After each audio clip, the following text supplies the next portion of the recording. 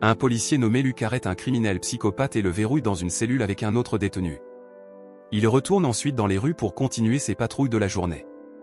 Plusieurs heures plus tard, lorsqu'il revient à la station, il voit une scène glaçante, le criminel psychopathe mange les organes de son codétenu, en haletant d'extase. Oh, était-ce la rate?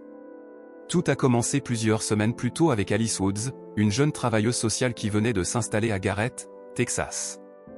Son collègue Nathan lui fait une brève présentation des légendes urbaines de la ville, lui parle du parc Médaillon, un espace public tristement célèbre, et des étranges événements qui s'y déroulent. Selon les légendes urbaines, un escalier en marbre blanc apparaît parfois dans le parc. Les personnes âgées affirment qu'il ne faut jamais monter ces escaliers, et ce n'est pas seulement à cause du fait que les personnes âgées ont tendance à tomber. Ce soir-là, Alice et sa sœur toxicomane Zoé se rendent à leur nouvelle maison en location. Elles arrivent sur place et rencontrent leur propriétaire, Louise, ancienne reporter. On apprend qu'elle a quitté son métier après la disparition de son frère. Elle vit désormais seule dans un énorme cottage décoré d'animaux empaillés. Le matin suivant, Alice s'entraîne dans sa chambre lorsqu'elle reçoit un appel d'un numéro inconnu. Elle décroche et entend la voix de sa mère, actuellement dans un hôpital psychiatrique. La pauvre femme s'excuse pour son comportement passé et supplie Alice de la sortir de là. Alice, visiblement émue par les supplications de sa mère, raccroche sans dire un mot. Quelques heures plus tard, Nathan conduit Alice chez ses premiers clients, Tanya Marcus et sa jeune fille Isabelle.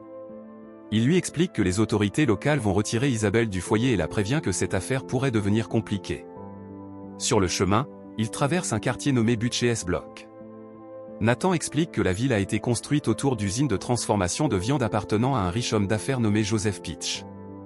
Ce dernier détestait son nom, inspiré d'un fruit, et a consacré sa vie à la viande. Ses ouvriers vivaient dans Butches Block, et tout allait bien jusqu'au jour où Joseph disparut soudainement. Cela entraîna la fermeture du quartier entier. Nathan avertit Alice de ne jamais s'aventurer seule dans ce quartier, de jour comme de nuit. Peu après, les deux travailleurs sociaux arrivent chez les Marcus et entrent. Nathan parle avec Tanya et lui conseille de ne pas résister aux autorités locales lorsqu'elles arriveront. Sans que personne ne s'en aperçoive, un jeune enfant chauve, à l'apparence enfantine, les observe à travers un trou dans le mur. Ils ont des cheveux.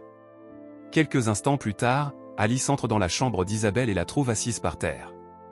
La petite fille porte une robe rouge avec une étiquette qui porte l'inscription Smart Moot. Isabelle dit qu'elle a trouvé la robe dans la cour de récréation de Médaillon Park et révèle qu'elle se cache sous un grand arbre de style féminin quand elle a peur. Alors qu'elle continue de discuter, l'attention d'Alice est détournée lorsqu'elle remarque un trou dans le mur. Elle entend des bruits étranges en provenance de celui-ci et se penche pour jeter un coup d'œil. Elle appelle immédiatement son collègue, et quelques secondes plus tard, Nathan entre dans la pièce. Alice lui dit qu'il y a quelque chose dans le mur. Il s'apprête à l'examiner de plus près quand soudain la porte de la chambre se ferme et se verrouille. Les choses deviennent encore plus sombres lorsque le duo entend les cris de Tanya. Confus et anxieux, Nathan défonce la porte et il court dans le salon. Il fouille toute la maison, mais il n'y a aucune trace de la mère ni de la fille. Après cette étrange rencontre, les deux travailleurs sociaux appellent la police. Luc Vanik, le chef de la police locale, arrive rapidement avec son partenaire. Il pense que Tanya a quitté la maison avec sa fille avant que les autorités n'arrivent. Il est évident que les policiers ne voient rien de suspect dans cette affaire. Cette nuit-là, Alice, de plus en plus anxieuse, pense qu'Isabelle pourrait encore se cacher dans la maison. Elle raconte l'affaire à Zoé et les deux se précipitent vers la maison des Marcus. Dès qu'elles arrivent, les sœurs sont accueillies par une femme locale mentalement handicapée, Diane, qui a les mains pleines de sang et tient une paire de ciseaux. Diane se précipite sans avertir et tente de planter les ciseaux dans l'œil de Zoé, mais Alice la pousse et les deux sœurs courent rapidement dans la maison des Marcus pour se cacher. Après avoir minutieusement fouillé la maison, Alice décide de se rendre au parc local pour vérifier l'arbre féminin. Zoé, quant à elle, s'assoit sur le porche et passe le temps en allumant une cigarette. Cependant, peu après, elle voit un enfant en robe rouge courir dans la rue. Zoé, se souvenant de la description de sa sœur, suppose qu'il s'agit d'Isabelle. Elle commence à la poursuivre, mais l'enfant se précipite vers Médaillon Park. De son côté, Alice est déjà arrivée au parc où elle découvre l'arbre féminin. Il est immense et un visage de femme en pleurs est dessiné sur son écorce. Il y a aussi une vieille cabane en bois à proximité, avec des jouets d'enfants et une hache à l'intérieur. Alice regarde autour de la cabane lorsqu'un homme surgit de l'ombre. Il se présente comme Joseph et dit que sa famille possédait le parc avant qu'Alice ne puisse poser des questions. L'homme âgé prend congé et s'éloigne silencieusement. De son côté, Zoé suit la silhouette enfantine dans le parc Médaillon et continue de courir après elle jusqu'à ce qu'ils atteignent un long escalier en marbre blanc. C'est à ce moment-là que la silhouette se retourne et nous voyons qu'elle mange un animal. Elle s'appelle Smart Moot et a un visage enflé ressemblant à celui d'un bébé, ce qui surprend Zoé. Effrayée, elle recule, mais Smart Moot avance vers elle. Cependant, il s'arrête quelques secondes plus tard lorsqu'une silhouette tordue, connue sous le nom de Pestil God, apparaît en haut des escaliers. Smart Moot monte alors les escaliers et entre par la porte avec Pestil God. Une Zoé terrifiée ferme les yeux un moment, mais lorsqu'elle les rouvre, les escaliers ont disparu. Le lendemain matin, Zoé retourne chez les Marcus et trouve Alice qui l'attend. Les sœurs s'embrassent et retournent immédiatement à leur maison en location. Là, Zoé raconte vaguement à sa sœur ce qu'elle a vu dans le parc, mais elle ne sait pas si c'était réel ou dans sa tête. Zoé commence alors à préparer ses affaires et déclare qu'elle va quitter cette ville perdue pour toujours. Alice tente désespérément de l'arrêter, mais Zoé quitte la maison en emportant sa valise. Peu après, Alice se rend dans le bureau de Louise et s'excuse d'avoir été bruyante. Elle explique à la propriétaire que sa sœur vient de quitter la maison, mais qu'elle reviendra bientôt. Tentant de maintenir la conversation, Alice s'intéresse aux coupures de journaux épinglés sur un tableau d'affichage à proximité. Louise explique qu'il s'agit de rapports sur les personnes disparues de la ville ces dernières années. En fait, la propriétaire soupçonne qu'une famille enlève toutes ces personnes et raconte que la famille Peach a disparu en 1952, mais elle pense que certains d'entre eux rôdent encore, tuant des innocents. Soudain, les yeux d'Alice se posent sur une vieille coupure de journal où elle voit la photo de Joseph Peach. À son grand effroi, elle réalise que c'est le même homme avec qui elle a parlé la nuit précédente. D'autre part, Joseph approche Zoé à un arrêt de bus et se présente. Il est évident qu'il a quelque chose de louche en tête.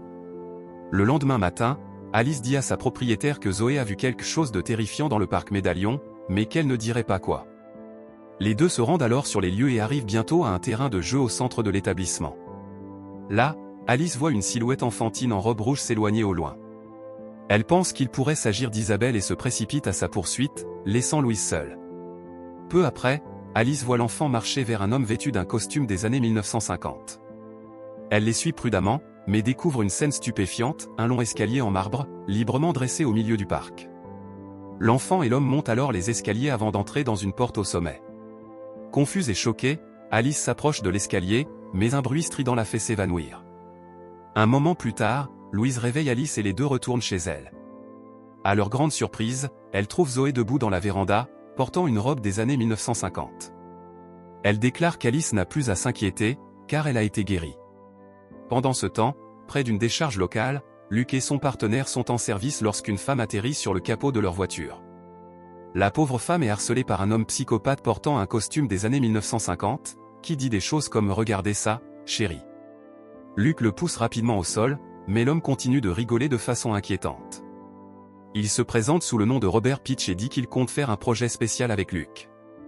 Néanmoins, l'officier de police emmène Robert au poste et le jette dans une cellule avec un autre détenu. Luc part ensuite à la recherche de la femme harcelée, mais ne la trouve pas et doit revenir bredouille. Dans un tournant choquant des événements, Luc arrive au poste et découvre une scène sortie d'un cauchemar. Il voit Robert complètement nu, se régalant du foie de son codétenu avec un plaisir évident. « Oh, c'est mieux que le Grand Gatsby », dit-il. Peu après, une équipe d'autres policiers et de médecins nettoie la scène. Le père de Luc, qui se révèle être le chef de la police, arrive également et l'informe qu'ils vont envoyer Robert pour une évaluation psychiatrique. Cependant, cette nuit-là, alors que Luc rentre chez lui après son service, il voit quelque chose de louche. Deux des officiers les plus proches du chef escortent Robert jusqu'à une voiture civile. Il les suit jusqu'au parc Médaillon, où les officiers retirent les menottes de Robert, le laissent sortir et s'éloignent en voiture. Robert marche alors dans le parc comme si de rien n'était, et Luc, intrigué, le suit à l'intérieur. Il atteint bientôt le terrain de jeu et voit Robert monter un long escalier en marbre avec un autre vieil homme. Pendant ce temps, chez elle, Louise et Alice discutent lorsque soudain, elles entendent quelque chose se briser dans le couloir. Elles se précipitent sur place et trouvent une enveloppe sur la table. Alice l'ouvre et découvre qu'il s'agit d'une invitation de la famille Peach. Elles sont invitées à un dîner et des boissons au terrain de jeu, à minuit. Louise et Alice arrivent à l'endroit indiqué et trouvent une table dressée. Joseph est assis là et invite les femmes à les rejoindre. Plusieurs plats de viande sont posés sur la table, et une maison apparaît soudainement autour d'elle. Presque immédiatement, Louise reconnaît les membres de la famille Peach, le patriarche Joseph, son fils aîné Robert, sa femme Eddie, son ami géant James, son frère Aldi, leur grand-mère Ruth est la femme de Joseph, Evina. Imperturbable, Alice demande ce qui est arrivé à Zoé, mais Joseph sourit simplement. Soudain, un coup de vent éteint les bougies et la famille disparaît. Apparemment paralysée, Alice se retrouve seule à la table avec Joseph. Il lui assure qu'il n'y aura aucune douleur et peu de sang. Il sort ensuite un appareil de perçage et découpe le crâne d'Alice, du sang coule sur son visage pendant que Joseph lui tend un miroir et lui demande de regarder. À son grand effroi, Alice remarque qu'une plaque de son crâne manque et qu'elle peut apercevoir son propre cerveau. Joseph, quant à lui, sonde calmement son cerveau et découvre une mini-silhouette humaine appelée Monsieur Schizophrénie. Il lui avertit que si cela se réveille, Alice sera mentalement perturbée, tout comme sa mère et sa sœur. Néanmoins, Joseph invite Alice à monter les escaliers et à rencontrer la famille. Il lui dit qu'elle lui rappelle ses filles avant de disparaître dans les airs. À ce moment-là, la paralysie prend fin et Alice découvre que son crâne est intact. Elle est assise à la table au centre du terrain de jeu et tout le monde, sauf Louise, a disparu. Devant elle se trouve de la viande infestée de vers provenant de membres découpés, dont une main tranchée appartenant à Tania. Après cet événement, les deux femmes s'enfuient de la table et vomissent. Lorsqu'elles se retournent, la table, la chair humaine et même la maison ont disparu sans laisser de traces. À la maison, Zoé est dans la baignoire lorsque Joseph apparaît soudainement, assis sur le bord de la baignoire. Il assure à Zoé qu'il ne lui ferait jamais de mal et qu'elle se sentira mieux si elle mange quelque chose. Alors qu'Alice et Louise quittent le parc, elles croisent Luc, qui enquête dans la région. Il admet ouvertement qu'il a vu un criminel monter un long escalier en marbre la nuit dernière. Cependant, Alice, déjà trop perturbée, ne prête aucune attention à cette conversation et continue de marcher. Lorsque les femmes arrivent à la maison, elles trouvent Nathan, le collègue d'Alice, qui les attend. Il dit qu'Alice a raté le travail, mais elle l'ignore et entre à l'intérieur.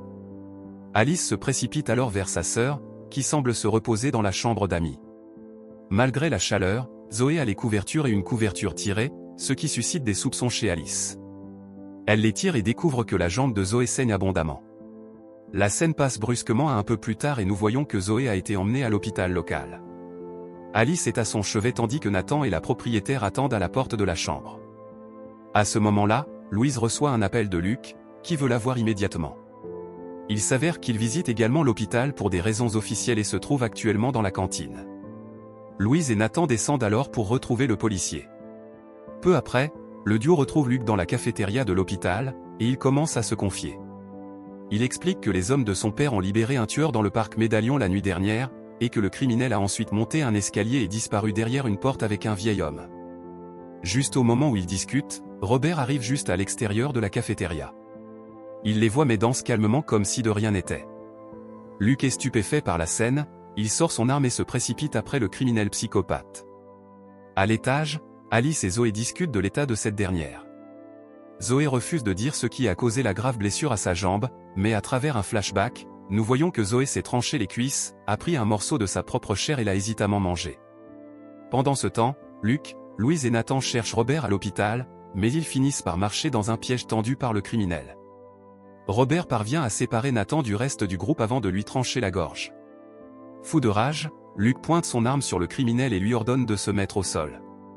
Étonnamment, Robert se conforme et rit comme un maniaque pendant qu'il est menotté. « Vous voyez tous, dit-il. » D'autre part, Alice commence également à voir toutes sortes de visions.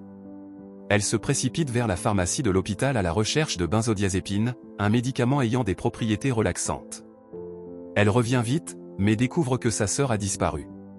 À la place, il y a une note de Joseph sur le lit, indiquant que Zoé est montée à l'étage et incitant Alice à la rejoindre.